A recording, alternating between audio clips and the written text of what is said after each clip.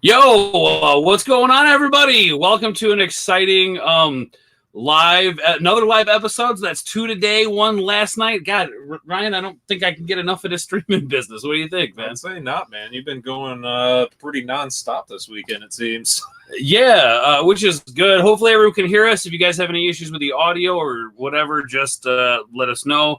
This is I had to set this up so him and I could do this together. Ryan's in town here with me, guys. He's live in the flesh. I could touch him. See, he could. Ooh, we might bristle later. For those of you who don't know what bristling is, Google search that. You'll know. Okay, cool. Thank you, Thomas Gilkey, for being here, man. Awesome moderator. He's throwing it up already. Letting everybody know to hit that like button down below. Thank you guys very much. And thank you, especially Thomas Gilkey. Thank you, Amber V, for being here. I love you, babe. One of the best moderators I've got. Probably the best. Well, yeah, the best I got. We're just going to go ahead and say that so she doesn't get mad at me for later. Let's see. Stories by Irish. What's going on? Welcome to the stream. I haven't seen you for a while. Haven't forgot about you, though. So thank you for being here. Stories by Irish. That is awesome. I'm going to kind of be bouncing back and forth because we have it set up here. If the stream and everything is good, let me know. If it's choppy, if we're having internet issues, let me know in the comments over to, I'm guessing, that side of you. So yeah, kind of a different format today, guys. I want to introduce you. I think I introduced you guys on this on the channel for the Omni Lucid Media stream that we did with them, but I want to introduce you to this man personally. Right here we have Ryan Nieders, aka the Blackheart Paladin. What's going on, man? Not much. Just decided to come in town and hang out with you, dude. Yeah, no, it's been crazy because scheduling and stuff. We haven't really had a chance to get together and talk and hang out, which sucks. Last year we didn't get to go camping, so like the year before we went to this really cool camping trip in Michigan. It was probably one of the best experiences of my life, not only because we got to bond in the woods, but no, it was just, there were some really cool moments that were had. And yeah, it was just a lot of fun. And that's the kind of fun that I like to have with friends, man, just unbridled, candor in the woods, so it was good. I hope we get to do that this year, dude. I honestly do. I told Ashley that I need to go because last year was the first year that I haven't been camping in I don't even know how long. I always go camping at least once every single year, and last year I didn't go at all, and it didn't feel right. It felt off for sure, man. Last year was kind of an interesting year. You were really busy with you had a lot of family stuff going on, and you were moving around a lot, weren't you? I don't remember what was going on that last year so much. Oh, actually, yes, I do. My brother was getting married. So there was that happening, plus the bachelor party, doing my first year of Gen Con, the usual Nieders Palooza. Yeah, there was just, I don't know. When I say it, it doesn't seem like it's that much, but I know last year I was pretty busy. Okay, so everybody is, I'm hearing in the chat that the video is a little choppy. Is it like bad? Is it like not tolerable? Yeah. Let me know. If I gotta change some things around, I can. I'd hate to have to like kill this stream and start another one. We're gonna go on with the show. Because that's what professionals do, right, Ryan? Right. Okay. So yeah, last year was a bit rough to like get together and do something fun. But when you guys reached out to me like and asked me about the Omni Lucid Media stuff, dude, it blew my mind. I was really surprised, dude, because like I know like I felt like you knew it was coming. Like no. I don't know. Like I felt I don't know. It was weird. Like when I asked you, I was just like, does he already know? I feel like he already was like waiting for this. No, I don't know. I honestly, and I wasn't like. At one point, I maybe thought to myself, like, oh, it'd be kind of cool to work with these guys, and I was never like, oh, I'm just waiting for that moment. But I'm glad you guys reached out to me. And, honestly, I was just going to sit back and, watch you guys be successful and do your thing and, help you. Did you know when because I asked you ahead of time and I said, hey, do you got some time? Me and Brian want to ask you something. Before we actually told you, did you know when I asked you then? Did you have an idea then? No. Really? Maybe. I don't know for sure. I was like, well, that's a dead giveaway. Well, you must not, because I said me and Brian. What else would me and Brian as a duo have to talk to you? But I don't know. I guess maybe we would. Camping. That's true. Yeah, that's true. Camping. Oh, thank you, Thomas Gilkey, for sharing that on Twitter. I haven't had a chance to get on there and do it. We were like scrambling just to get this thing going. But yeah, this is a surprise stream that we're doing. It's a little bit different for the channel. Normally I talk about pop culture, but we're talking about PTSD, and I've been wanting to do this with Ryan for a long time. Since like you got started, I think. Since I started rolling this out. And we're gonna address questions in the chat. I just kind of want to talk a little bit with Ryan because we really haven't had a chance to like sit down and like really catch up, man. Yeah. Just through being busy, we haven't had a chance to hang out, but we're here now.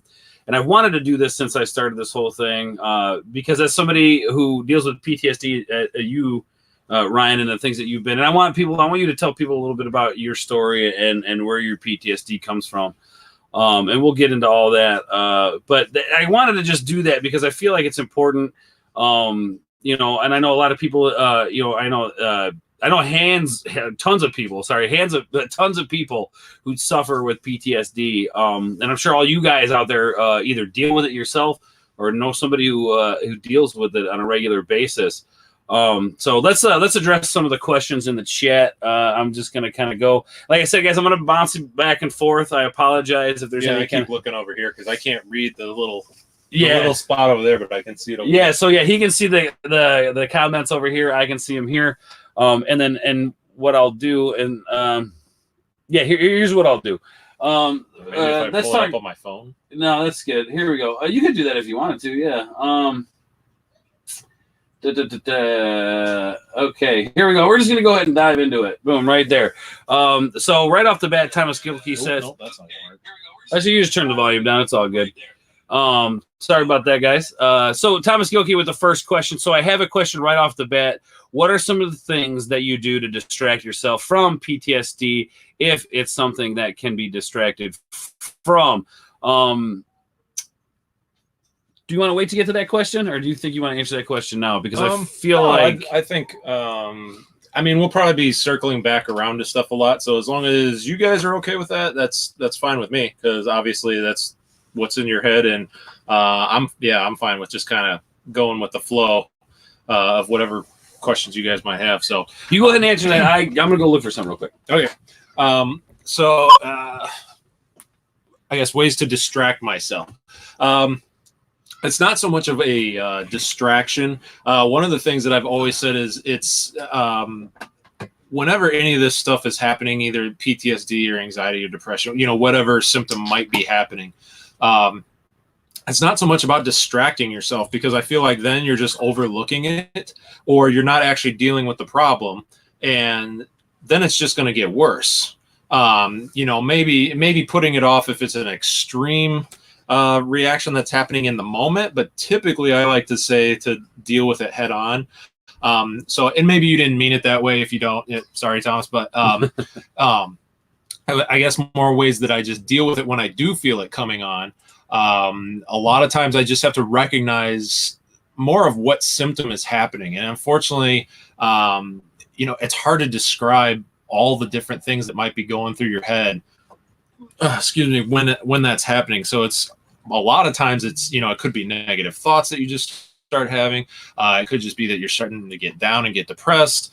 You can start having anger issues. You can get really sad. It's lots of different things. So I kind of have my own ways of coping with each one of those. No, it's true that like from moment to moment it could be different, right? I mean, like, oh yeah, PTSD doesn't necessarily manifest itself in one form specifically. Like, it's a really broad term. That's the thing. Okay. Like if somebody, yes, I'll say I have PTSD, but that doesn't necessarily tell you, what is happening. So it's a broad term to the overall, I guess, condition or diagnosis or whatever you want to call it. But yeah, there's a lot, like I said, there's a lot of different aspects to that of, depression, anger, mood swings, whatever it may be. I feel like I'm not answering your question now. Yeah. Well, I think what it comes down to is like, at least something I've noticed, is like everybody's different. So everybody's gonna have a different way of, coping with this stuff, with PTSD. And again, I mean, every situation's different. So, yeah, I guess if you can give us a specific, Thomas, like if you suffer with PTSD, maybe a specific situation, or how we would, or how Ryan would handle that situation, because I don't think I have PTSD. I mean, I have depression and I suffer through things sometimes, but I don't know if I have PTSD, but I see people suffer with it, and it breaks my heart, man, because it's very crippling. Sometimes, especially with some of the loved ones, who you are out there. Some of my loved ones out there deal with it. I mean, a knock at the door could really just turn them from so many different things. There's things that happen to me all the time, and I don't even. It's especially crazy when you don't know what one of your triggers are. And it happens, and suddenly you go into that feeling, and you're like, "What the hell just happened? Like, why did I suddenly just freak out? Or why did I suddenly just feel like hit a flop sweat out of nowhere?" And it's because you really just don't know, or if in that case that you don't know what causes it. But even if you do, it's still surprising a lot of times for me. Like, I get really paranoid a lot of times whenever I hear helicopters, which. Yeah, I guess some of it I guess I should get into a little bit. So I think that's important. Yeah, talk about that. And real quick, Stories Buyer says, I have my own coping skills, but PTSD is a touchy subject, so I don't want to chime in too much. No, I get it. And again, that just proving the point there that everybody is different. Like, everybody has their own kind of way of navigating it, or at least people who spend time studying themselves. And trying to understand themselves and what makes them deal with it in a better way or whatever. But yeah, so let's get into a little bit about where your PTSD stems from and some of your life experiences with it. Yeah, so mine comes from being in the military. I was in the Army for 4 years as a combat medic, line medic, whatever you want to call it. Basically, I was on the front lines with an infantry unit. Saw a lot of messed up stuff. It wasn't as bad as plenty of others. It probably was worse than other people. I always say that my experience wasn't as bad as it could have been, but yeah, I definitely still saw a lot of messed up stuff, and a lot of those things still kind of just react and happen for me. And I was in the military from 2005 to 2009.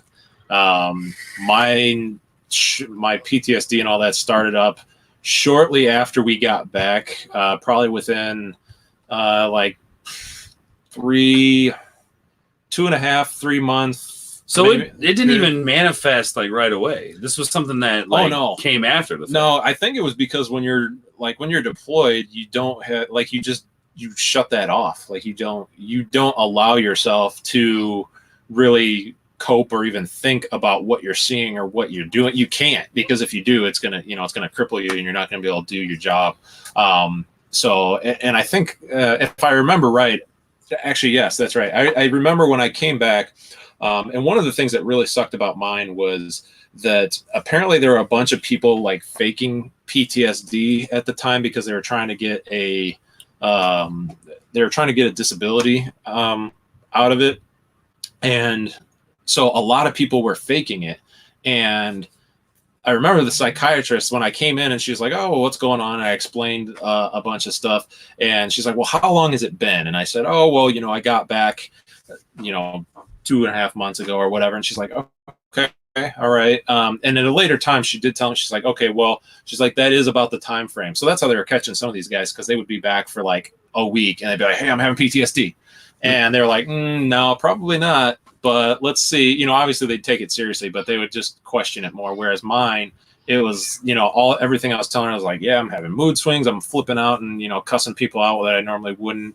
I'm just randomly crying. I'm hearing things. It was weird because I almost convinced myself I didn't have it because of the stereotypical things were happening. I'm like, oh, well, yeah, that's just, does that really happen? I don't know. So you begin to question yourself and your own sanity at that point, right? Oh yeah. Well, and some of it too was, to me, it was always like, I didn't want it. It's like a form of weakness to me. or at least it was. When it was first happening, it's like, no, that's not going to happen to me. That would never happen to me. And then when it was, I was like, well, why am I the only one this is happening to? Like, I was there with 30 other guys. How come none of them are having these issues? Why am I the only one? Like, what's wrong with me? Why am I so weak-minded? Or why am I, something's clearly wrong with me. And it can't be that, because no, that wouldn't happen, type of thing.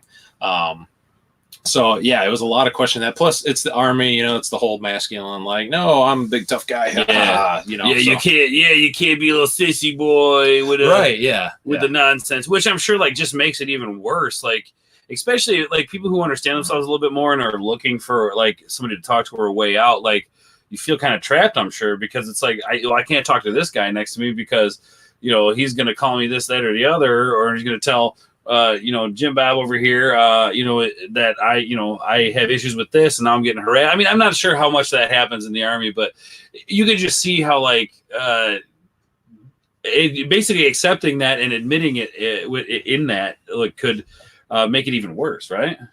Oh yeah. I didn't want to tell anyone. I wouldn't tell anyone. Even when we were deployed, just me being the medic, I kind of took on. I took on the role of that. I was the caretaker of these guys. They weren't there to take care of me. I was there to take care of them. So I didn't talk about any of the issues that I was having. I would only talk about it with one person. That was my buddy. Well, I won't say his name just in case he doesn't want me to. I don't know why not. But my best friend in the Army, he was the only one that I would tell about it. Because to me, it was like, no, I'm here for these guys. They don't need to hear that, Doc's having problems, because I was the one there listening to them and all their problems and the issues they were dealing with. So then when this started happening to me, it was even more so like, oh, well, I can't tell them that. Right. No. I can't talk to these guys about that. Some of it I felt like maybe I would lose their trust as me being a medic. I don't know. And I love being a medic. I absolutely love it. So yeah, you were a medic in the Army then? Yeah. Okay. Yeah. I know we talked a little bit about that earlier, how like you're second in line for a target on your back. Yeah. They basically the target was always the radio guy, because then the enemy knew that you couldn't call for more help, and then immediately after that would be the medic, which both people are easy targets because we both have big backpacks on. And me being just a big guy, I'm 6'5", so already I was way over everybody else in my unit, and on top of it, I have this big giant bag on my back. Now, did you guys have the Red Cross with the? No, thank God. Okay, because that to me just screams target.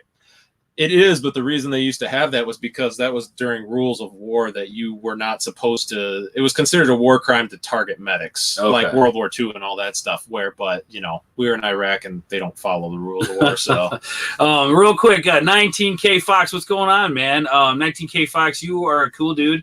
Thank you for being here. I love you, buddy. A great topic that most are afraid to discuss. Yes, and this is kind of why, Ryan and I wanted to do this, because it's important to know that it's okay to discuss these things. It's important to reach out to people and talk about them. And then just for you, where is it at? I know I have it highlighted. And here you go. 19K Fox says M1A1 tanker here, bro. So there you go. 19K Fox. You definitely seem like one of those real handsome, staunch gentlemen who might have spent some time in the military. He's got this really cool video that he shoots guns in for Christmas. And I know if you're still here at 19K Fox, you know which one I'm talking about. I'll show that video to you later. I think you really appreciate that one. Does he play Jingle Bells on it? I've seen people do that. No. Okay. He does not play Jingle Bells. He does. I'll show you later. But thank you for being here, 19K Fox. Let's see. Who else do we have in the chat? Thomas. I know Thomas has got some questions. Yeah. Sorry, everyone. I see all these questions coming in. It's just you guys are asking real fast, but we'll definitely try and get to as many, if not all of them. Right. Yeah. Definitely, guys. Okay. He said. Okay. Here we go. Let's see what Thomas has to say. Hey, I have a few questions, so it's rapid fire here. I have to go to sleep. Okay, we'll try to get to your questions then, Thomas. Okay, scrolling down here. Let's see if I can find something. There we go. All right. Okay, and I know Amber answered this in the chat, but Thomas Gilkey asks, now, does PTSD happen to just veterans, or can it happen to anyone? It can happen to anyone. Oh, yeah. Like I said, man, it's not just people who have experienced combat. I mean, yeah, it's literally straight. Oh yeah, no, it's definitely not combat. And in all reality, I think way more people have PTSD than anybody even talks about, because it can literally be from any kind of traumatic experience. I know people that have PTSD from getting in a car accident, which to me, I mean, I've been in car accidents. It seems like, oh, okay, well, I never bothered me being after a car accidents, but I know people have been from car accidents, from people being in house fires, from people being just attacked.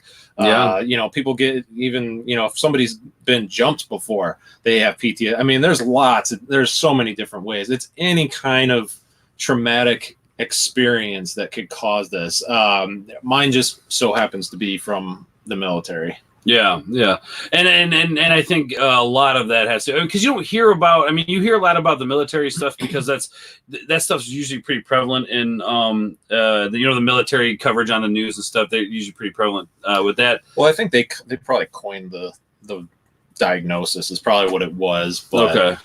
But yeah, no, that would make sense. Thomas Gilgy also asks, "What do you think people should learn about PTSD?" Fire away. Ooh, that's a good one. That's a nice question. That's a big one. I think overall, it's just being mindful of people that have it and what it can do to a person. It can literally make them somebody that they normally are not.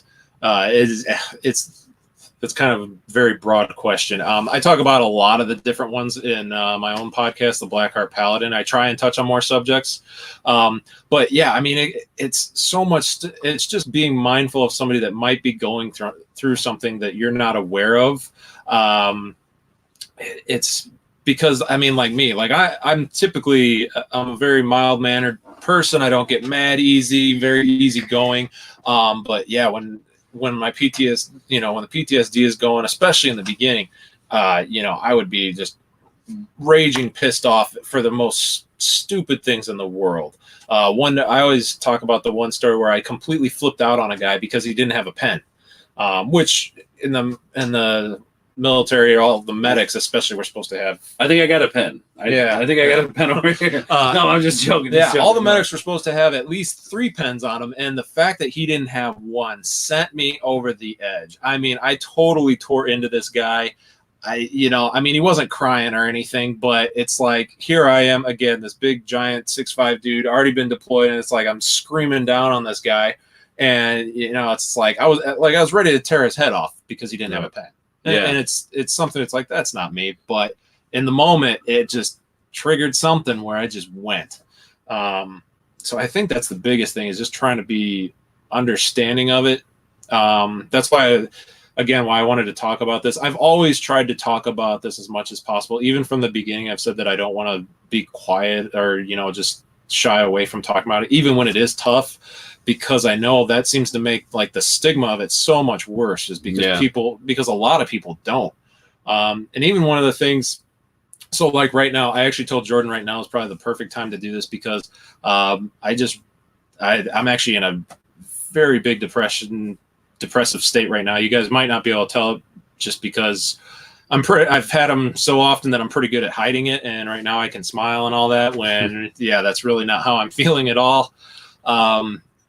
But I feel like it gives everybody it makes it easier for me to answer questions and be a little more real about issues that are going on. And it's funny because like I'll give Amber advice about work and stuff like that. And one of the things that I give her, like when she's nervous about talking in front of people, or because she gets really nervous about it, almost to the point where she's like, I'm not doing it. I'm not doing it. I tell her, I say, this is what you do when you approach somebody or you start a conversation. You say, okay, just so you know, guys, I'm a little uncomfortable here, and this is why. Just wanted to let you guys know. So if there's any hiccups going along the way, you understand why. And I think just putting it out there, it just makes it that much easier to talk about. And knowing that people know where you're coming from. They might, but again, I can see how that'd be hard because again, a lot of people don't want to admit it or talk about it or whatever might be going on.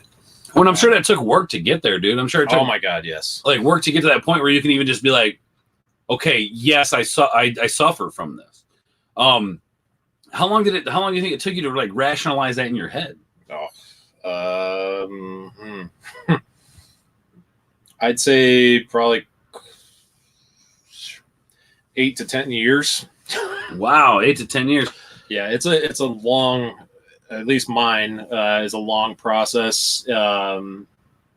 So yeah, it's one of those where I tell people this, and I know it's one that nobody wants to hear, and I know I wouldn't have wanted to hear this either when I first everything first started happening. But the whole give it time, time heals all wounds, all that stuff. And unfortunately, I do think that is true. It takes work during that time. Like you really have to be working on it and trying to get better yourself. But yeah, unfortunately, sometimes it really does just take time to like give yourself time to cope with it and understand it and figure out. And, I don't know, just I don't know how to put it. how to decide or decipher what's going on, or I get it. I totally understand. And that's the thing, like to formulate these thoughts, to even realize that there's an issue. Like I'm sure people go through years of suffering with PTSD before they even realize that's what they have. Oh, easily.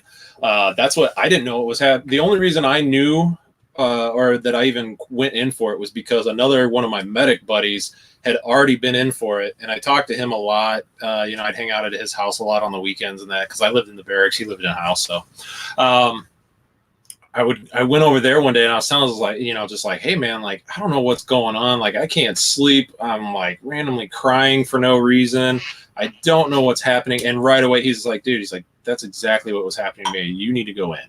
He's like, you need to go in like right now. He's like, you might have PTSD as well.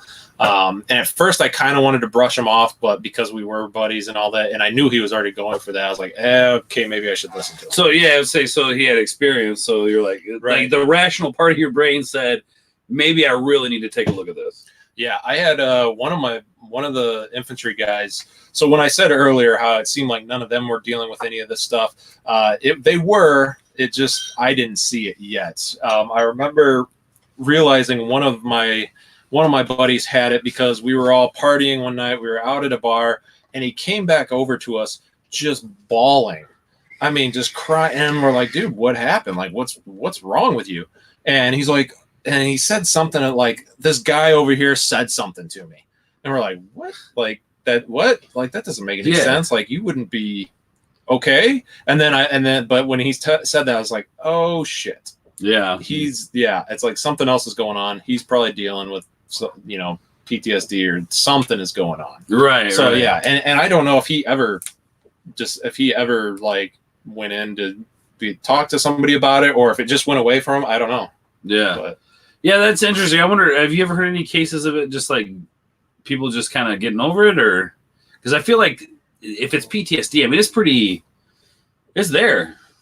Yeah, I've never heard of any cases of that. I don't know. I could see people being in denial of it and basically just saying no. I'm not saying that they couldn't get over it. I don't know. I mean, but eventually, like if let's say they are dealing with it and they're like, I don't have that. Eventually, you think it's got to come to a boiling point, where there has to be some kind of release.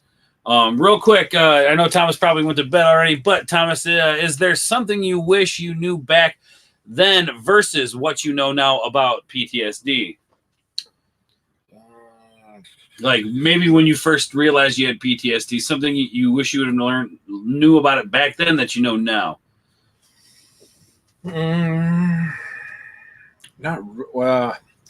That's another tough one because it's not so much knowing about it, it's more of knowing how to deal with it and how to cope with it.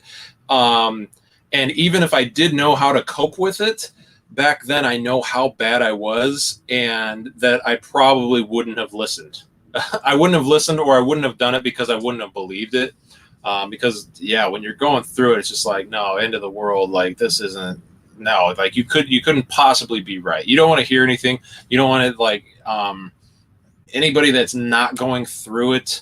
Like there's no way they could possibly help you because how could they know? It's really difficult in the beginning because, again, this is just me, so I don't know if everybody's this way. But in the beginning, I didn't want to hear it.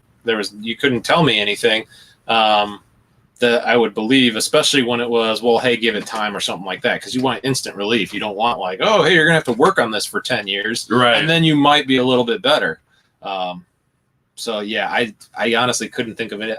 That would be one where I would just, say like, hey, you're gonna get through this type of thing. But again, I wouldn't have believed it. There's no way. Right. Yeah, man, and that's the thing. I think that's I think the hardest part about dealing with it at the beginning of it is coming to grips with it, because like we'll use like somebody with maybe cancer, for example, like coming to grips with that is a very difficult thing, understanding that like this is now a thing that I deal with in my life on a regular basis. Right. Mads Mama Bear, what's going on? Love, how you doing, Mads Mama Bear? Thank you for showing up. Today you're doing okay today. That's good to hear. Went swimming, which helped. I don't know what you needed help with, but swimming where you're at, you're in Canada. Please tell me you were swimming inside and not outside. Please tell me, because I don't do that polar plunge. I mean, I would think about it, but I don't know if I would do it. That's pretty cold. Yeah, thank you for coming by, Mads. We are doing a stream. Guys, make sure you hit the like button down below. That always helps, guys. Make sure you are leaving, comments and questions in the chat. We're here with Ryan Nieders, the Blackheart Paladin. And real quick, and I think we forgot to do this at the beginning of the stream, if you guys like topics like this, if you guys feel like you can relate to what Ryan here is talking about, please go check out his channel. Just Google search Ryan Nieders or the Blackheart Paladin, and they'll pop up, guys. Maybe if we can get a mod in the chat to throw up a link to his channel. I've got it back here behind me. Is exactly what it looks like. So make sure you guys go check out his content. He's got a lot of really good points and things to say. And I think they're long. Warning you now, they're long. Yeah, but there's a lot of information in there, and I feel like you guys could relate. Those who suffer with it could relate a lot to this, and maybe even find solace in some of the things that Ryan talks about. So thank you, Mads Mama Bear, for coming in here. Make sure you guys go check out Nieders' channel. Let's see, who we got here. All right, Thomas has a final thought here. Final thoughts is, Ryan, you're brave for talking about this in the open. Much respect to you. Thank you for your service, Orge. You're really great at these interviews.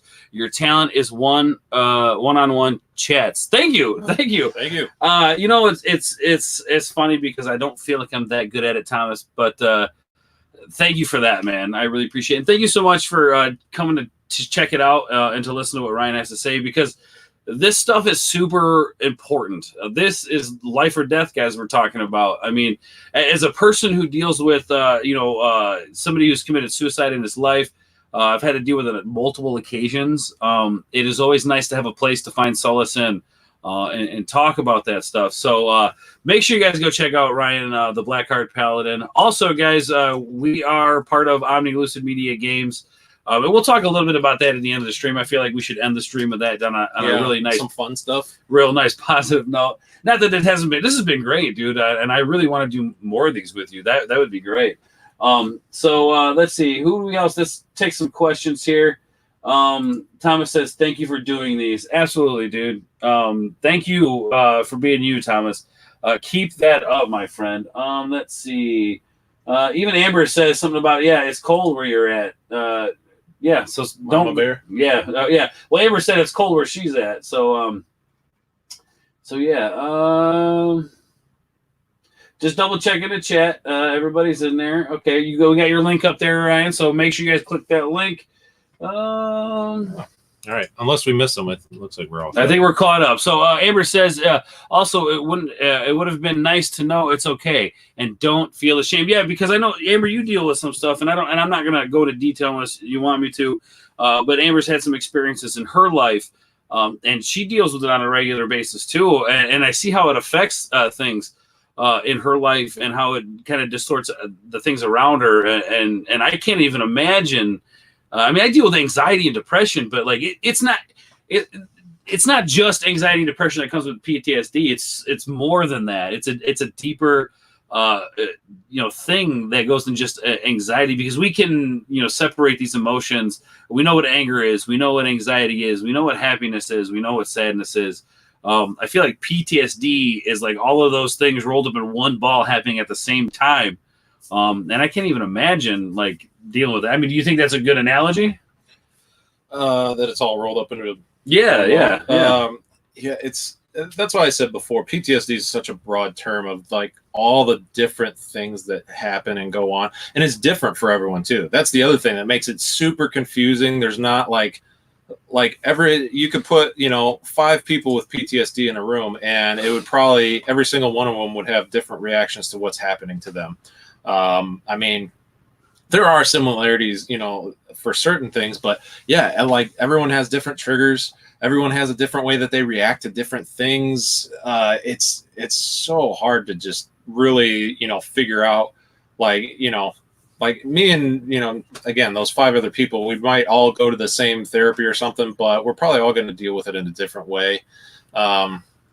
I mean, I had, just so many different things. I was hyper vigilant. I mean, again, with mine coming from the military, mine like makes sense to me, but I could see why other people might not have the same issues. But I was hyper vigilant, super paranoid. I constantly felt like I had to check everything all the time. Malls drove me insane because there was too many people, too many places for terrorists to be or whoever. Right. I'd have mood swings where I would just randomly be super pissed off, and then instantly I would think about something that happened in the past, and I'd just be bawling my eyes out for no reason. Well, I guess not no reason, but I would just randomly start crying. And then there would be times where I would be talking to someone, and then I would just stop talking, just completely go blank because my mind would just go somewhere else. I had flashbacks all the time, very, very vivid flashbacks. Real quick, and I don't mean to interrupt, but I'm genuinely curious. Like, we see flashbacks in the movie. We see how it is. Mm-hmm. Can you explain to everybody, and especially me because I'm genuinely curious, a flashback? How does that play out in your mind when you have a flashback? If you don't mind talking about that. No, depending what it is, and again, it could always be different. I've had them before where I'll be walking down a street and suddenly one of those times my mind just kind of wanders or goes blank, and everything in front of me, I would swear on my life that I'm walking down the streets of Iraq. It's almost like a mirage. Something happens and I feel like I am walking on dirt roads and rundown buildings are next to me. One of my really bad ones, I was literally sitting in an office. This was when I was still in the military. I was entering in something for the medical stuff, and all of a sudden I started having a flashback. I wasn't sitting at that desk anymore. I was sitting in a truck, and I suddenly started getting super hot. I felt the weight of all my gear on me, like physically felt it. Wow. I stood up. I physically started sweating too. I stood up and I started walking because I was I don't remember why I started walking, but I started walking. And again, I felt like I was walking down this street. I felt like I was holding my rifle. I felt like I had my aid bag on my back. And then I started to come out of it, and I was standing next to this other woman's door. And luckily she knew me and she knew what was going. She knew that I had PTSD. Oh, good. And she might've been what snapped me out of it, but she started asking me like, "Hey, are you okay? Are you okay?" And I was like, "No, like I need to cool down. I'm really hot." And she could see I was sweating. I took off my ACU top and I went into her office and I got underneath her desk and I sat underneath her desk with my ACU top off, just panting and heavy breathing. And yeah, so it was, that one particularly was that intense. Yeah, that's crazy. So what you're basically what you're saying is that you literally left where you were. Mm-hmm. In your mind, you left where you were back in the thick of it. Yep. And that's just where you existed at that moment. Yeah. It felt like I had teleported. That's crazy, man. So it's not necessarily like how they portrayed him, because obviously it's kind of difficult to do that, but you literally leave. It's almost like, is it maybe a tribute to like a out of body experience, or is it? I mean, because it's got to be disorienting. Literally leaving from one place to another in your mind. That's got to be very disorienting. Oh yeah, I wouldn't say out of body because I still feel like it's me. It's not like I'm hovering above myself watching this happen. Yeah. So I wouldn't say out of body, but yeah, it's extremely disorienting. And it could be other things that trigger it too. In the movie, the way they portray it in movies, I feel like they always portray it as a memory. And like I have memories all the time where I'll just suddenly think about it, but I'm still very aware of where I'm at and what I'm doing. I'm just thinking about something bad. I've had a few times, especially in the medical field, where if they're like the smell of burnt hair really, really always sends me back. Sometimes it'll be a flashback. It used to always be a flashback. Now it's usually just a memory, but it used to be if I would ever smell burnt hair. And I used to be a vet tech as well. When I got out of the Army, I became a vet tech because I obviously needed time away from people. Yeah. But there was constantly that smell of like burning hair from like the surgeries and stuff, depending what they were doing. And that smell of burning hair would always get me. And right away, I would literally pause sometimes, and like whoever I was working with would be like, hey, they'd tap me, and like all of a sudden I'd like come back. But it would be like I would be back. I would be looking at these blown up bodies and just dead people and whatever it was, and I could just smell it. So do you attribute like that the trigger? Do you attribute that to like the being out in the field, having to patch soldiers up, surgeries, things like that, or is it like in the battle there are bodies around you and you're smelling the aftermath? Like, are those both things that you have to experience? I didn't have to patch up. Luckily, I never had to patch up any soldier. One time I did, but that was an accident that happened on the American base. I never had to deal with. That's why I say that my experience wasn't nearly as bad as so many others where they really had to deal with a lot of bad stuff. Mine was more of treating the Iraqi populace and them being blown up or hurt or So you're seeing a lot of, not necessarily in the thicket of it, but with the Iraqi people, you're seeing the aftermath of the destruction of just what went through. Yeah, most of my stuff, any of the times where it was like, well, what I think you mean when you're saying in the thick of it. Oh yeah. Like we didn't get into like these big like Hollywood movie like gunfights or any of the things like that. I only fired my rifle twice while I was in Iraq. Never couldn't even see who I was shooting at. It was just more of a, hey, somebody's shooting at us, shoot back type of thing. But yeah, mine was more of the destruction aftermath of things that were happening around us more than anything. Gotcha. Yeah, I can't imagine that'd be tough. I mean, I'd like to think that, and I think most people would like to think that in these situations. Here, I get it. You read that? Oh no, yeah, I'm just looking. Like if I'm in these situations, I think a lot of people would like to think that they'd be able to handle these situations. Like, I'd be able to handle all of that. I'd be able to handle all of that. But you really can't know until you're in it, right? I wouldn't think so. Right. Yeah, it's hard to say. I would have to think of it in something that I haven't done. Like, I don't know. I've never been a firefighter. So I would have to think of it like, oh yeah, I could handle being a firefighter and, pulling people out and all this stuff. And it's like, okay, but I really don't know that because I've never done it. So yeah, I have to think of it in those terms. Right on. Sporting News Podcast. What's going on, brother? Thank you for stopping by. He says, great yet heartbreaking stream. Yeah. I feel like in order to grow, we have to face things like this head on. Nobody ever gets better by keeping it inside. So that's kind of why I wanted to do this stream. And like I said, we said before, I've been wanting to do this for a long time. But how we move forward is by talking about it, is by bringing it up, is by dealing with those hard emotions to deal with. You realize that you're not the only one who suffers. And I'm sure, like, for a while, like you said, you thought you were the only person who dealt with it. Yeah, you definitely, you feel like you were the only person in the world, which is, now talking about it, it's like, oh, well, that's pretty illogical. But in the moment, like, I couldn't think of it any other way. This was only happening to me. I was the only person in the world, even though I full well knew that people had PTSD and all this other stuff. Right. Actually, one of the things that really helped me early on was the the Army sent me to, it was basically a PTSD class. It was a full month where every day we went to a class and they talked about something, whether it was exposure therapy, talking about sleep, talking about anger management, you name it, whatever. They went through basically everything.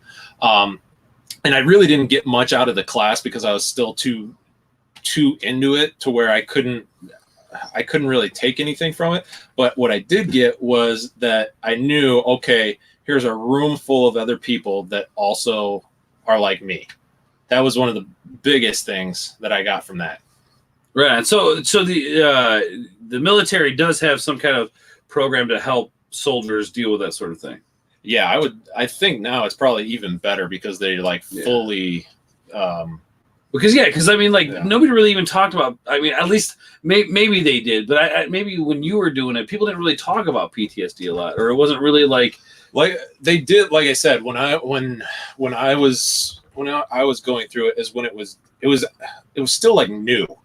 So that's why there was a lot of, it was more of looked down on because there were people faking it to try and get the disability. So it was, they were talking about it, but it was still so new. I would say like within, I don't know, 3 to 5 years that they had even really started saying like, oh, there's something going on. I could be wrong on that timeline, so don't take my word for it. But I just know that it was still new and it was at the point where people were starting to fake it and just as an excuse to get out of duty or whatever. Right. Yeah, exactly. They were trying to get out of stuff. Okay. Which everybody fully believed that that's what I was doing too. Oh, of course. Yeah. I mean, yeah, but yours didn't really onset till after you were done, right? I mean, like you had issues. It started while I was down there. I still had so when I got back, I still had another, I want to say 8 months. Maybe 9. But I still had some time left in the service, and it didn't show up until 3 months after that. So it was about 5 months worth of when I was still in the military that I was dealing with. Okay, I got you. That makes sense. Yeah, man, that's got to be rough. Rosetta Allen, I have panic attacks from PTSD flashbacks. I had to see what was going on here. Yes, I know we've talked a little bit about that, Rosetta, and I know sometime soon we're going to do a PTSD panel. And yeah, you're more than welcome to be on that. We could talk about PTSD panel. Right now, I just kind of this stream, I really wanted to just spend time with Ryan, kind of get to know him a little bit better. And to be honest, Ryan, I always, something you might not know about me, I'm always iffy and leery about asking you questions about this stuff because I don't want to feel out of line. I don't want to ask you something that might be offensive because those of you guys out there who personally know me know that sometimes I can get to that point where I might ask something and I genuinely mean like good intentions. I genuinely am just curious, but I might ask it in a way that people are offended by it. So I've always wanted to learn more about this side of you and learn more about what the stuff you deal with, and give you space to talk about it. So hopefully it's cool that I'm asking these questions. If I offend you, tell me. All right. You can ask me whatever you want. I'm actually, like I said earlier, I'm pretty open. Honestly, just about anyone could probably ask me anything they wanted about it. So again, if anybody watching this now sees me or they end up messaging Jordan or me or however that happens, more than likely I'm going to answer. I can't really think of a time when somebody asked me something about PTSD and it's never made me mad. Let me say that. Yeah, okay. Early on, there were things, and even now, depending on the day, maybe I wouldn't answer. I don't think so, but maybe. But yeah, definitely earlier on, there were a few things that I just wouldn't talk about, but it wouldn't make me mad that people asked. It would just be like, well, I'd rather not say. And that's one thing I think through all the stuff you've dealt with. One quality about you that I really like, and I've made this a point to surround myself with people who are like this. You're very honest with me, and I know that I've asked questions before, and I think there might have been maybe once or twice, and I do ask a lot of questions. But there's been a few, maybe once or twice where I think I'm going to ask you, you're like, I don't know if you said talk about it, but you were very polite about it, but you were very honest about, what you had to say about that.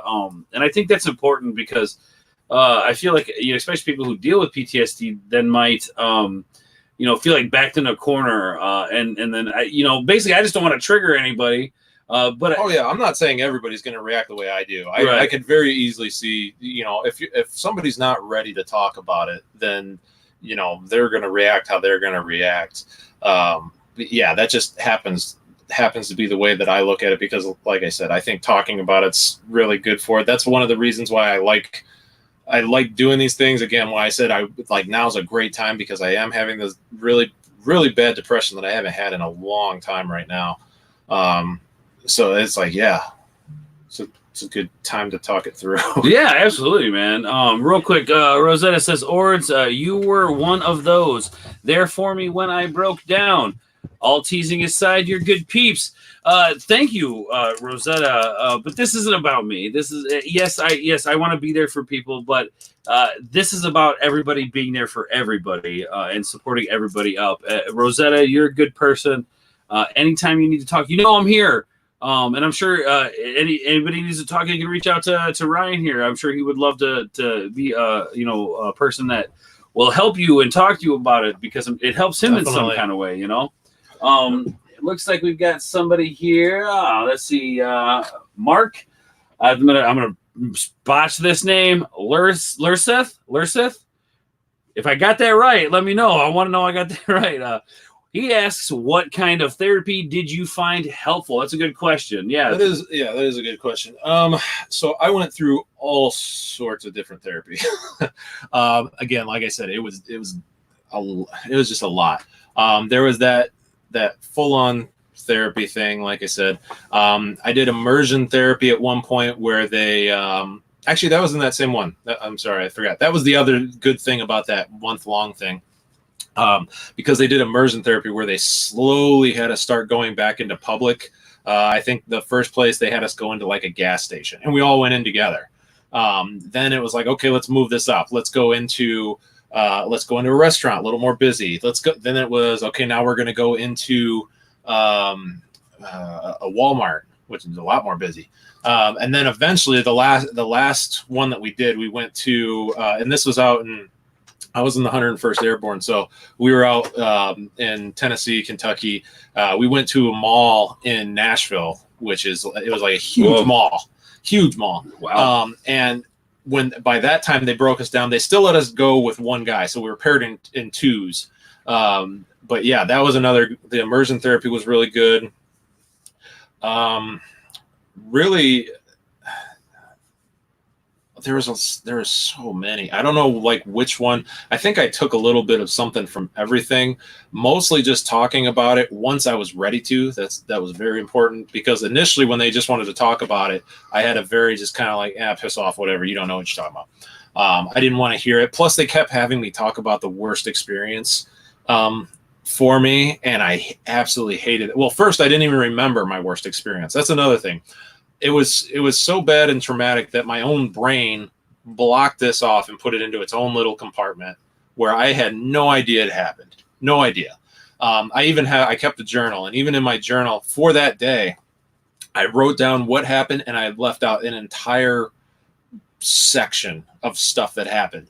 And what brought it back was they had me do a type of therapy, which is called EMDR. No, I don't know what that stands for. But basically they had me close my eyes, talk through the story, and I had to tap my leg. I've heard of other ones where they flash a light. There's a few different ways that they do that therapy. I know that. But as I was doing that therapy, all of a sudden I remembered that event, and I just broke down instantly. I got super pissed at that therapist, because to me, he had done that to me. And I remember thinking, how could you do this to me? Why would you do this to me? This is all your fault. I can't believe you did this to me.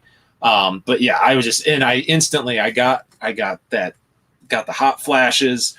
I started just completely shaking. I felt like I was having a seizure. Shutting down, I'm sure. Oh my God. It was like traumatic. It was just remembering it was another just traumatic experience.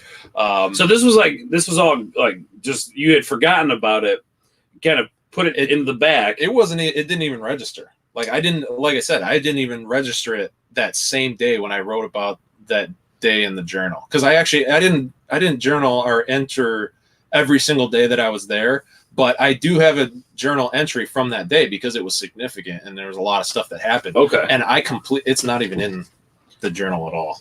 Really? Yeah. So like, and this was all kind of coming to, it was almost like living it again, essentially. Oh yeah. Like all over again. Oh yeah. Like it's like forgetting. Yeah, that can't, like, so your brain blacked all of that out. Yeah, I had no idea. And then they dug deep they helped you dig deep to find this thing, and then you just kind of dealt with it all over again. Yeah. That's traumatic. And then all my therapy after that was constantly recalling and telling that story. I actually still have tapes because this was a different therapist now, would have me record myself telling the story. And I recently, probably within like the last 2 or 3 months, I found those tapes again because I still have all that stuff. And I listened to them, and my voice in it, it's really creepy. Like I sound like a different person. I sound like just, I can't, like something from a movie. Like I sound like not like a demon, but like I sound like my voice is just like, it was just very, I don't know. I don't even know how to describe it, but it did not sound like me. It sounded like I was possessed or something. I don't know. Okay. It was very weird. Yeah, so just having to relive that stuff, man. I mean, yeah, that doesn't sound like you at all. Not the Nieders that I know, anyway. Yeah, let's see. Jane Theory, thank you for stopping by. Thank you so much. Jane Theory is awesome. Go check out her channel. It's an amazing channel. Really good talking points on her channel. But thank you for joining us. We're going to be wrapping up here in a little bit. We're going to talk a little bit more in depth about it, but let's check some of the chat here. Let's see. I know. Here we go. Oh, and real quick, Mark. That's right. I did say it right. Thank you. I'm working on that. So thank you. Let's see. Here we go. Amber V says there is a huge negative stigma on taking medication for it. What are your thoughts on this? I definitely needed to take medications when I started out. Finding out the right med combo was horrible. I can imagine side effects and everything, and dealing with the PTSD on top of that. Yeah, it wasn't even necessarily the side effects so much. I don't remember. I don't remember having too many side effects. It was just trying to figure out what was going to work. And again, it's another one you want it to just be. You just want it to work instantly, and it doesn't. Trying to figure it out and all that. And then I remember finding they got to a point where they were giving me stuff to where I felt nothing at all. I would blank out in like long streams. My roommate at the time, we'd be watching like TV or something, and he would be talking to me, just talk, and I wouldn't hear any of it. And then all of a sudden he'd be like, "Hey, are you listening to me?" And I would just straight face look at him and be like, "No, I'm not." And I wouldn't care. Wow. I could have cared less that I wasn't listening to him. I didn't care if he. I didn't care about anything. I was a blank slate. And at first, I liked that because I was no longer feeling all the other emotions. But then I realized that, well, this isn't any better than, it's like I'm basically dead right now. Like I don't feel anything. Right. I'm just here. I'm just here. But as far as the stigma, I don't know if I haven't noticed the stigma so much. If there is, I'll honestly say I haven't really noticed it so much. But if there is one, I think that's just dumb. Yeah, yeah. I think maybe once PTSD people started to realize that like that's what it is, or when they coined the term PTSD or the letters there. Maybe then, because I know like when I was a kid, like I took Ritalin and stuff when I was a kid, and there was a stigma on taking those medications. So maybe when the PTSD first thing is around, but I feel like over the years, people kind of understand that medication is almost a necessity for some people, and balancing, brain chemistry and things like that. So yeah, do you think maybe in the early days there might have been a stigma on medication for this sort of thing? Again, I mean, not for me. I didn't have anybody like saying anything to me about it. So yeah, I guess unfortunately, unfortunately, just because I can't answer your question, or luckily for me, I never had to really deal with that so much. But I will say that I would hope that everyone, like, if you need the medications, then by all means, please, get on the right medications if they help you get through it. Take whatever, get to whatever point you need to so that you can function and work through it. But I would say try not to let those meds be the end all be all. I worked for a very long time to get back off all the meds. Now the only thing I take is a very, very low dose of Seroquel. It's not actually Seroquel. It's like the generic form, but I take a very, very low dose of that, and that is just to help knock me out because otherwise I can't fall asleep at night. So is the insomnia a side effect of the PTSD? Oh yeah. Okay. Yeah. Or at least it was, and now I wonder if it's just because I was on the meds for so long that I just can't sleep without them, and it's like I have to try and retrain my brain, which I am still working on, and I've slowly gotten this med down to less and less and less. So hopefully one day, yes. But yeah, initially, yeah, I could never sleep. I would be awake for, God, I don't even know. I'd be awake for easily 3 or 4 days before I'd be able to fall asleep for 15 minutes. Oh wow, dude! Wow. Yeah. Ashley N. Is this not no? Yeah. Yes, this is. Yeah. This is the missus. This is the missus. This is the missus. Everybody, I want you to take a second. Okay, this is very special. We've been graced with an amazing woman in the chat. Okay, Ashley N. This is Mrs. Nieders. That's right, guys. She says EMDR stands for eye movement. I'm going to botch this word. Desensitization. Yes, I didn't screw it up. Desensitization and reprocessing. There you go. Thank you, Ashley, for being here. Guys, make sure you say hi to Ashley in the chat. Show her some love. She's an amazing woman. I tell you what, she's probably one of the strongest women. I am surrounded by strong women, and great men here. So my life is awesome. So and that's something I think that we should take a second to look here is understanding that the people who don't have to deal with this, I'm not saying they have it easy, but I'm saying that like they'll never understand what it means to deal with something so hard to deal with. Like I can't even imagine seeing some of the things that you guys have seen who deal with PTSD and dealing with it on a daily basis. I mean, I've had moments in my life where I didn't want to exist anymore. But looking back on it and seeing some of the stuff that you dealt with, like that stuff back that I dealt with when I was in those moments, I'm like, that is nothing, So I'm thankful every day that my life is good. And then I've got great people, and yeah, I deal with stuff too, just like everybody else. But, being thankful for the people in your lives that make your life great and who are there for you. I mean, I think we miss out on, or not that we miss out, but we miss the appreciation, or a lot of people miss the appreciation of those who are willing to put an arm out and say, do you need help? Do you need anything? And, and sometimes, and I know sometimes it can get really annoying too, when you're kind of dealing with something and people are constantly like, are you okay? Are you okay? Are you okay? Do you need help? Do you need something? I mean, I'm sure you've been there too, right? Oh yeah. Yeah. And I don't like being taken care of at all. Even when I'm sick, when I'm normally sick, I just want everybody to leave me alone. I'm like, no, it's like, I'm an adult. I can take care of myself. I've taken care of myself my entire life. Right. And I'm the same way when I'm dealing with any of the depression or anxiety, any of that stuff as well, where it's like, nope, I'll let you know if I need something, but otherwise just leave me be.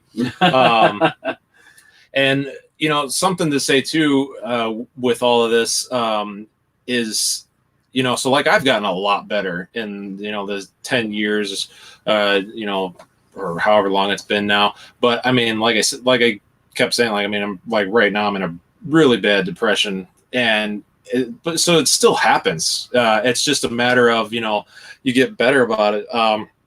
Just for an example of, so I'll still have nightmares. Just to give you guys a little example of what I mean by really bad. So I have had a couple really vivid nightmares this last week. The first one I literally had dream where I felt like I had been kidnapped and I was being tortured and I was being stabbed and cut and I was having my hands smashed with hammers. And then after that, I escaped from this place, and I was in a courtyard, like some kind of like, I don't know, like some kind of hotel courtyard or something. I don't know. I had like a fountain and stuff, and I don't know. But it was surrounded by. It was that vivid. It was. Yeah. It was so much that you could make out the detail of what was around you. I felt every little bit of that torture too. I could feel all of it. I can't believe I didn't wake up because it hurt like hell. And then I was surrounded by all my family members who were crying, and they all kept trying to hug me, and I kept like shying away and like, no, don't touch me, don't touch me. I finally woke up when I made it away from my family and got to a room. When I woke up, no kidding, I felt like I had been stabbed. I still felt like I had been stabbed in my stomach, and my knuckles and my hands just hurt so bad. And I've never had my hand smashed by a hammer, so I don't know what that physically feels like. But I've been in fights before, and that's the only thing I could put it next to. Is I felt like I had just been in a fist fight for like my life. Like my hands just felt like I had just been pounding them against a wall. Yeah. And then the very following night, I had a repeat dream where I was getting in a car accident, and I just kept watching the dash of the car, and the steering wheel crushed my chest and my lungs. Like you like saw it happening. I saw it happen, and every time that the steering wheel would like disappear into my abdomen, I would suddenly snap back and be in the car seat again, about to get in that accident again. And same thing, when I woke up from that one, I felt like I had been hit in the chest with a baseball bat. Like my whole body, like it was a physical thing. So yeah. Yeah, right. I mean, right there, guys, it paints a picture of the stuff that people like Ryan and people with PTSD deal with.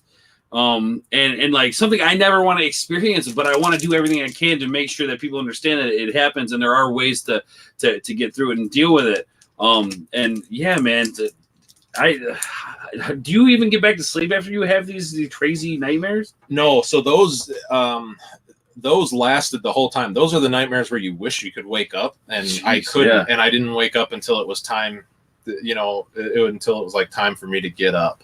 When I used to have them and they were more military related, that's why I could not sleep. They would wake me up. I would think something was happening. It would take me forever. I might fall back to sleep, usually not. And I'd get like, for a while there, I was getting maybe, if I was lucky, 15 minutes of sleep a night. And that wasn't even all in one go. It was like maybe 5-minute spans of where I fell asleep before I suddenly like shot up because I thought I heard a bomb go off. Or I used to always hear people calling out my name. Well, not my name. They would be saying Doc. So my name in the military. But yeah, I can't even imagine like dealing with it as it's happening and then having to come home and experience it basically on a daily basis. Because I mean, this isn't something that like you deal with from day to day. Like even some people with depression, and I know depression manifests itself differently.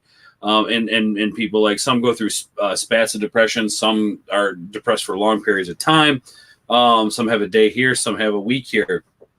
But this is an everyday thing that you deal with, right? I mean, you navigate the world now with this issue. Yes. Well, yes and no. Luckily now I'm at the point where it doesn't affect me on a daily basis. It is right now because, like I said, but typically when I'm not going through this, it doesn't affect me on a daily basis anymore. Okay. It definitely did for a long time. And some of it I've even gotten used to and kind of like it, like the hypervigilance thing. That I like now that I'm so alert and paying attention to things. Yeah. Before it used to drive me crazy, but now it's kind of like I'm kind of like, okay, well at least I'm watchful, I guess. Yeah. Well, it's like me. I go into a store, man. I'm like, who's around me? Who's here? Where's my exits? I know I get that. And that's got to be difficult too. Like, just even let's say you're in the Army and you don't really experience anything crazy, but just that constant being visual thing is got to be like, crazy on the brain. Comic Chat, I see you, man. What's going on? How you doing, Danny? Thank you for coming into the chat. We're getting ready to wrap this up here shortly. We're going to talk about some fun stuff coming up to kind of end the stream in a nice, beautiful note. But it has been a good time. So thank you, Comic Chat, for coming in and giving your little bit here. And we're going to pull your comment up in a second. But the wonderful Ashley says, "Love you guys. Watching with my mom and her boyfriend, Justice and Marshall. Will get extra kisses when I get home." That's absolutely adorable. Give them dogs a kiss for me too, because I love Justice. I call her Juicy. That's what I call her, because I love this dog, and she is like the most beautiful kisses. We should have brought the dog. We were going to. Oh, well, okay. Actually, make sure you get those dogs extra kisses for me as well. I'm so glad that you're still here, and tell your mom and tell her boyfriend we said hi. And yeah, hopefully you guys are enjoying the stream. So hopefully, let's see here. Comic Chat, here you go, buddy. Comic Chat says, "It's hard, bro, but you can get through it. Had it really bad when I first got out of the Marine Corps." Yeah, I can imagine. Danny's a really cool guy, man. He's got a lot of great things to say. He's a smart person. He's got some really cool jobs too. But if I tell you about him, he might have to kill me. But yeah, thank you for coming in, Comic Chat. Danny, you're awesome. And I'm sorry that you had some to deal with some stuff as well. So maybe if you want, I know we're gonna do a PTSD panel. I talked about it earlier in the stream. I'd love to have you on. We're talking with Ryan on that. We'll have Rosetta on there, probably you. Maybe if I could talk Amber, I know you're listening. Maybe if I could talk you into coming onto that panel, I think it'd be great. And I'm not sure when we're going to do that, but I know we are going to do it. Let's see here. Tumed. Yes. Then say hi. Hi. Oh, or they say hi. Oh, I thought you said, okay, hi. Tumed is here as well. Important message here, still at work. Well, dude, thank you so much for being here at work. Hopefully you don't get in trouble. Don't get your phone, confiscated from you. I don't know if that's the kind of job you have. I choose not to have those kind of jobs because me and authority don't get along very well. But anyway, thank you for being here too, man.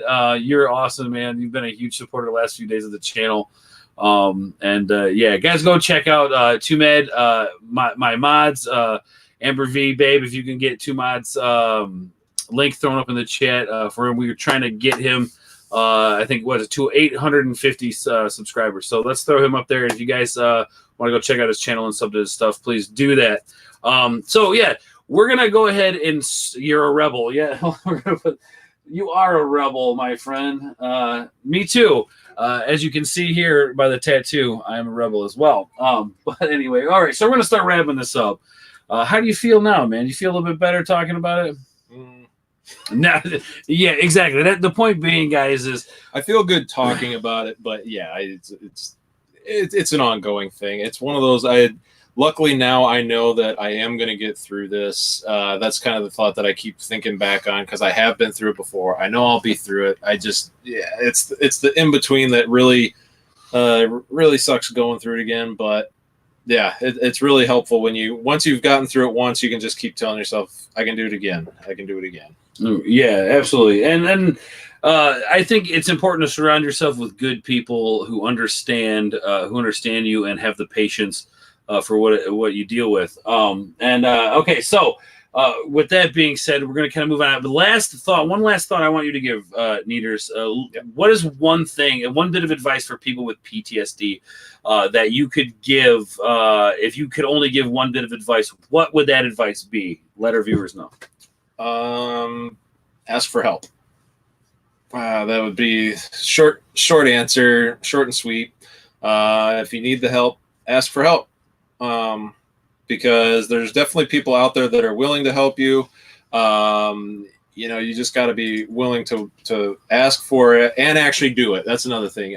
For anybody that doesn't have PTSD, or maybe somebody that you know in your life, just know that you can't force it on them. That's another one. If somebody doesn't want help, you trying to force it is probably only going to make it worse.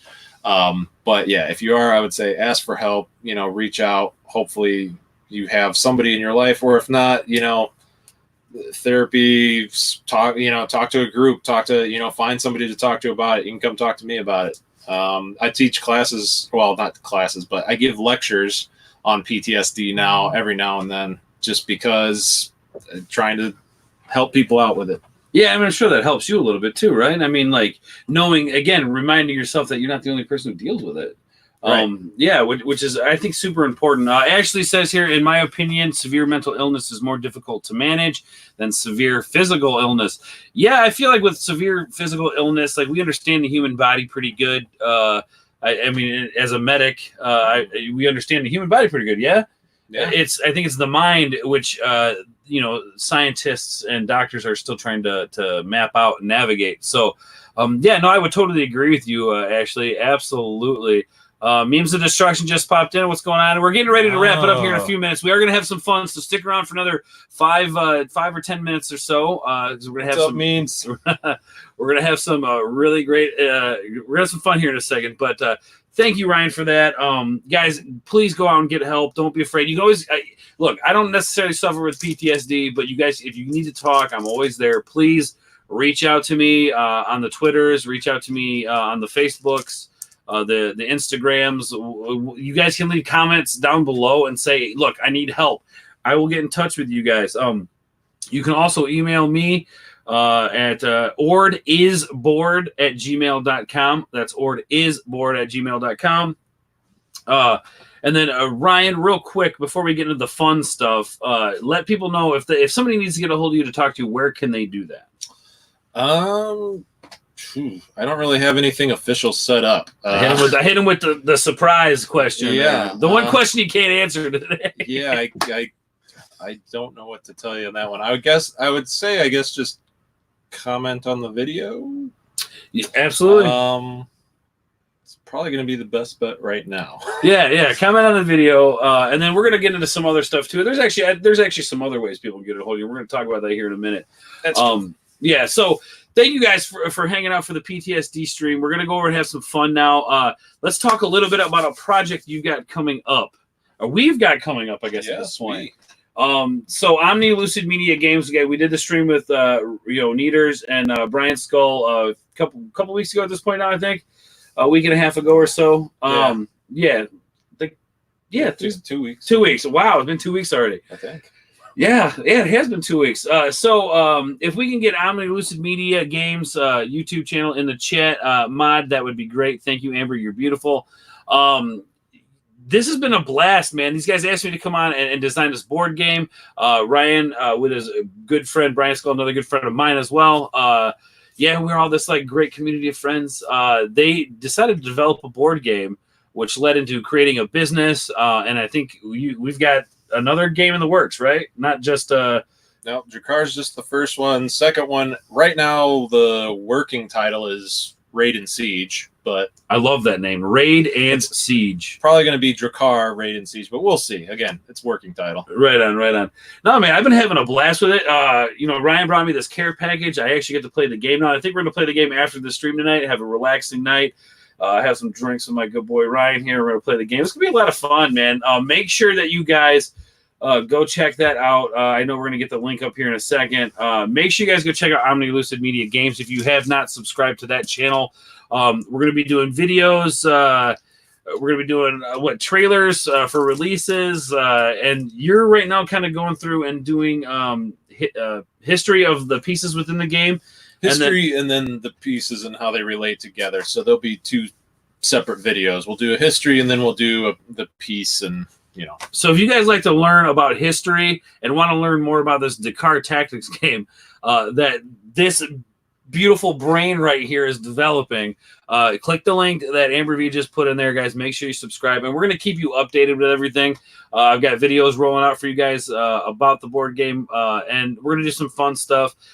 Maybe some live streams down the road. Oh, yeah, definitely. Okay, so look forward to that. That'll be on the Omni Lucid Media channel. We're going to try to grow that channel as much as we can, leading up to a Kickstart launch at some point. Yeah, man, it's been a lot of fun hanging out with you guys, talking. I love our meetings that we do. Mm-hmm. The video chat meetings are a lot of fun. We end up just hanging out for a couple hours. Basically. Yeah, they never seem like they're good. It's always like, hey, I just got to run something by you real quick. And then it turns into 2 hours of, this, and that. Okay. Well, all right. Yeah. Oh, hey. Yeah, which is okay, which is totally fine. I mean, because I never get enough time with you guys, man. It's like our lives are so busy. We've become adults. We have jobs now. You know, we've got ambitions, things that we're pushing towards, things that we want to build, and we can just never seem to really get to hang out as much as we want to, man. And I hate it. But I know you said you've been coming up here a lot lately to visit, right? I haven't lately, but okay. I'm working on that. I'm trying to get out to Rockford at least once a month. That's my plan. That's my goal. That's cool. Well, anyway, I can help you achieve that. And I know that Amber and I, we want to come down and like have dinner with you guys at some point. Down where you're at. You gotta come out there. Yeah, there's that brewery that's close by your place. You still go to that? Will County? Yeah. I haven't been there in a while. I really need to though. Yeah, I want to go check that place out. They got good food, right? No, they don't serve food. They're a brewery only. You can bring food in. There's like a pizza place right down the little strip from them. Sold. It's okay. Oh, the pizza's just okay? The pizza's just okay. Okay. Do you want to give the name of the establishment? I honestly don't know it. I honestly ate there just one time. Typically when I go to Will County, I'm just going to go there to have like a drink or two and then let me get out of there. Real quick. I want to share something you guys might not necessarily know about this beautiful gentleman next to me here. He actually makes his own mead. For those of you who don't know what mead is, Ryan, give him a definition of mead. I'd do it, but I don't want to seem like a total jerk for So mead is a honey, I'll say ale, that the Vikings used to make. It's literally just honey, water, and yeast. But yeah, it was just a common drink that they would make. And so I started making it myself because I figured, why not? Yeah. Typically, if you get it in stores, it's usually pretty sweet. I make it just the, I guess, traditional way. So it tastes more like like I said, more like an ale, not so much like a wine. Before I started making it myself, I used to always call it honey wine. But yeah, I've heard it called that before. I have definitely heard that called that before. It's actually, so here's a story for you. They used to, the way that, that's actually where the term honeymoon came from, because honey is supposed to be, it's supposed to just be a natural, what's the word I'm looking for? Aphrodisiac? No, fertility, not drug, but it helps with fertility and all that. So it used to be that when people would get married, they would go and they would drink nothing but mead and spend an entire month together. So they would spend one full moon cycle together. So it became a honeymoon. That I never look at this, guys. Look, I'm telling you, go to Omni Lucid Media. You want to learn something about history. This guy knows what's up. I'm just a schmo who likes to like drink on the internet, and people watch me for some reason. I don't know why. But this, I love this guy, man. Not to mention, something I find fascinating is he's handcrafted all these pieces for this game that he's putting together. You're a beautiful person, and I'll drink to that. So, guys, here we have a bottle of his famous mead here, the Skull bottle. Not my bottle. That I reused that from somebody else. That's okay because it's delicious. Ooh. So this was a mead at some point, an original mead. Yep, it actually was. Me and after I think the second batch I made, me and Ashley both just wanted more mead, so we started trying a bunch of other different kinds. So, let's see. Honey is not a lubricant. Okay, let me highlight that. To Med. You're right. Correct. Honey is not a proper lubricant. However, I'm pretty sure you can get honey flavored lubricant if you so choose to do that. Hey, to each their own. Do your thing, to Med. So it looks like Ryan. So check it out. It looks like we're coming down there to visit you at some point. That's been the plan. So Ashley says, come visit us. Yes, that's been a plan for like 6 months. I think since Nieders Palooza. God, let's real quick. We're gonna go another let's say 6-7 minutes or so. Tell everybody about Nieders Palooza because I want this to be a thing. I want people to know what it is, and I kind of like. I feel like everybody's heard this, but I mean, nobody has heard this. I mean, maybe on the live stream. On the live stream we did talk a little bit about it though. Nieders Palooza is this amazing get together that this gentleman plans every year. He goes out of his way, and then this is what started essentially the board game making company, right? It is you making these great games. My favorite. I'm going to reminisce a little bit. My favorite game you've made so far is the strobe light room. Where you remember the panic room. The panic room. That's what it was called. The panic room. So this guy, he makes this really cool panic room. It's dark, so he basically fools. He makes you go upstairs. He sets it up. You come downstairs, right? You get in this box. There's the strobe light that flashes, and you have a book of pretty horrifying images. No, the book was just. There was one image in particular. Well, yeah, I put 2 images in there of my maimed finger. Yeah, so at some point he maimed his finger, and he put pictures of it in there. But anyway, you have to go through the pictures, and as the strobe light's going on, you have to write down what these pictures are. And from 1 to how many were there? Like 10? I think there was 25, just in case nobody. I don't think anybody got close to the end. No. But all it was a bunch of different skull logos. So that's right. Harley Davidson, the Offspring, the Punisher, all just a bunch of different skull logos. And then a random photo of your mashed up finger. Yep. I had to throw you off a little. Well, the interesting kicker on the game is you don't realize it, but there's somebody down there who starts messing with you, and then you start hearing these noises, and I think there's music playing, right? There's creepy music playing. Yep. Somebody starts grabbing your feet and stuff. I kind of caught on pretty quick, but for the first couple minutes of being in that box, man, I was a little uneasy about life. So yeah, Nieders Palooza is his party he throws every year. He makes these great games. Yeah, dude. So far, my favorite overall year was the fantasy year that we did. I think it was the medieval fantasy, right? It was just medieval. Medieval. Okay, that's what it was. Medieval. I love the beer pong catapults. That was a lot of fun. Don't play it in the wind though, because we had a little issue with the wind. But that was a lot of fun. I mean, it just shows the kind of genius you have, man. I've seen a lot of people make those now, and I don't know if they were out beforehand, but a couple of them they're pretty smart about it. Like they hook the catapults onto a board that the cups are actually on and all that. Like they got really creative with it. I don't know if like I said, I don't know if those were already out. I'm sure they were. I'm sure I wasn't the first person to think up beer pong catapults. It's pretty awesome is what it is. That's all I'm saying. But yeah, guys, so maybe maybe we do some live streaming at Nieders Palooza one year. Yeah, sure. If we have time, that's the thing. Nieders Palooza is always so busy. I mean, like this year, I didn't even have time to drink, because I was just running around doing so many games and trying to corral everyone to the next event. Ashley says in the chat, the panic room was terrifying. Yeah, actually, I kind of agree with you. I mean, once I kind of knew what was going on, it was okay, but it was still unsettling.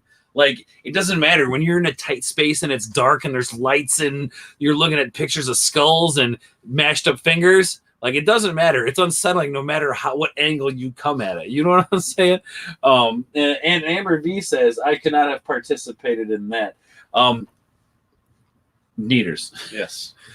I would love to see Amber V participate in the panic room. The panic room has been destroyed. It's no longer a thing. I mean, I could maybe make another one, but for Amber, yes. You're going to the panic room, darling. It's gonna be fun. But yeah, anyway, we're gonna get ready to wrap this up, guys. I just kind of want to have some fun, talk about some of the things that we do. Camping, that's a must. We have to do that this year. Yep. So important that we do that. Devil's Lake again? Ashley really wants to go. She said she wants to go on an easy camping trip, so I told her that would be a Devil's Lake. Absolutely. Ashley, Devil's Lake is amazing, crystal clear, delicious looking water. The fish come up and hang out with you. Remember when we were swimming? There's fish were sitting there swimming between our feet when we were just kind of standing there. They were just hanging out. Well, I think the interesting part about the lake is there's really not a lot of rock in it. I don't think there's hardly any rock in this lake. Just on the Isn't there rocks like near the beach? Yeah, I feel like we had to kind of do like the ow, ow, ow to get to the water, but once you're in the water, you're good. Yeah, and I mean, there's the big hills, big rocky hills surrounding the lake. Yeah. But inside, there's not a lot for the fish to go swim around and hide in. So I feel like when there's people standing there, they like that. Fish like going in and out, so they will hang out with you. You will feel them swimming by your leg. It's a lot of fun. But yeah, actually, I think you're gonna have a great time. And what's really nice about the camping spot that we go to, and being an easy camping spot, they've got the cabin there that's got amenities. It's got the Tylenol, bug spray, late night caffeine. Dude, that first night that we were out there when I had that bad headache, thank goodness that we had this shack there, man, because that was like one of the worst headaches I've ever had. And I have no clue why I got it, but damn, those chicken burrito fajita things were amazing. Just saying, they were amazing. They were good. We only got the chicken though because that's right, because we got rain. Well, we got rained out. That's right. That's what it was. Yeah, the rain came in and blew. Yeah, that was a rough weekend. That was a rough start. But the rest was fun. Yes. Okay, so let's see. Actually, I think everyone thought my screams were amusing in the panic room. I think everybody loved it when anybody was screaming. I loved it personally. My favorite was Jensen. Yeah. Jensen screamed so loud, and everybody upstairs could hear it. Oh, I missed that kid. Let's see. Amber says yes, please. Here we go. Ashley says I think everyone thought. No, we just read that one. Yeah, we just read that one. Here we go. Now it's just Amber and Ashley talking. Yeah, right. That's okay. Yeah, that's okay because it's just you and I talking. That's true. We need to start picking dates for all of these fun activities. Yes, I swear to God, it wasn't like literally beginning of the year, like second week of the year. I'm like, all right, it's that time of year again, camping time. Or did I not say that? I said that. I remember because me and Brian were both like, "What the hell is he talking about camping already for?" Like, Jesus, it's still cold out. Well, I want to make sure that we get the dates planned. Yep. Because I'm one of those guys that like I usually do things on the fly, and I like in my older life I hate it, dude. Mm-hmm. I hate planning things on the fly because now I got to rearrange this, that, and now they've got a bigger family. It makes it more difficult. So I'm trying to plan these things out, but I still will do things on the fly because I'm in my adult life. I feel like my time is running short, even though I know I'm not that old. My time's running short, and I want to create memories with my friends. Plan it effectively. Yeah, and I just want to be able to like create great memories. So in my adult life, I've been that person who's like, screw it, let's go. Is the money there? Yeah, maybe. I don't know. We'll figure it out. We'll figure it out down the road because life experience and memories to me are worth way more than any kind of dollar amount. So at least that's how I feel about it. Yeah, hey, that's not how Nieders Palooza got started. Didn't have anything to do one day, and we were like, hey, let's throw a party. Oh, gosh, they're talking about it, and I didn't forget about goat yoga. Oh. Yeah, remember that? Remember when they were trying to drag us to goat yoga? Yes. Guys, anybody who's either watching a replay on this or in the comments now, let me know if you guys would be down for goat yoga. Yeah, I don't know about that. Might help with PTSD. We don't know. Maybe. I mean, goats are pretty damn cute. Yep. I have seen a couple ugly goats in my day, though. Anyway, guys, so let's see. I can't wait for our trip in May. Yes, Brian Skull's event. Are we riding together to that? I thought so. I think we are. Yeah, because... Well, you guys would be coming to us, and then we'd leave from our place. Yeah, sorry. I've had a few drinks. Okay, yeah, definitely excited. We're going to wrap the stream up, guys. I know people are kind of falling off. It's getting kind of late. It's getting to that point. But I just want to thank my guest, Ryan Nieders, the Blackheart Paladin, for being here. Thank you, dude. I appreciate you opening up and helping everybody. And I know that some people got something out of this. And we had some people in the chat that I don't normally see, so that's really cool. So thank you to all you in the chat who have come out to see this live show. I want to do more. We're going to do another PTS stream at some point, maybe in the next few weeks. We're going to have a panel where we talk about it. So make sure you guys stay tuned to the channel and look out for that. Guys, go check out the Blackheart Paladin. Just search Ryan Nieders in the chat. Babe, if we can get the link one more time, that'd be great. Thank you so much. Always make sure that you appreciate the people in your life, guys, the people that are there to help you, even if they are annoying about it, because you never know when you're going to need them. And you know, I keep people in my life like this guy for a reason, because he's a really good person, and he's always honest and truthful, even if it's going to hurt your feelings. And those are the kind of people that you need to surround yourself with: honest, good people who care. And before we go, I just want to show you guys something. Nieders is such a good friend that he made me this. This is really freaking cool. I love dinosaurs. For those of you who know, I work on a show on YouTube called Uncrated, and it's paleocentric earth science type thing. He 3D printed me this BA dinosaur skull, T-Rex skull. Pretty cool, right, guys? But anyway, this is the guy Ryan Nieders is. So make sure you guys go over, check out his channel, and sub to him. Thanks again, man. This dude, he's solid peeps. Make sure you subscribe, guys. We're going to take this places. We're going to do things with Omni Lucid Media, guys. I have no doubt in my mind that this man here, along with the other people that we have in this business, we're going to make it flourish, because we have passion, and we're going to work hard to make it happen. Look forward to the game Dakar, guys. Dakar, hopefully by the end of the year, right? Yeah, we're planning to have the Kickstarter at least by the end of the year. By the end of the year. So you could possibly have Dakar underneath your Christmas tree this season, guys. We're gonna do No. No? Next season. Next season. Sorry. Next season. It usually takes about a year from Kickstarter to fulfillment, but okay.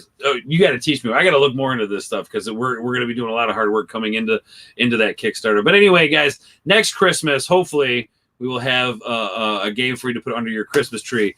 Anyway, guys, we're going to go play some Dakar right now, as a matter of fact. So thank you all for tuning in. It's been honestly, it's been a blast. Thank you, Ryan. Thank you, chat. All the people that have come in.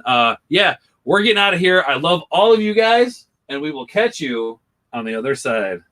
Peace. Later.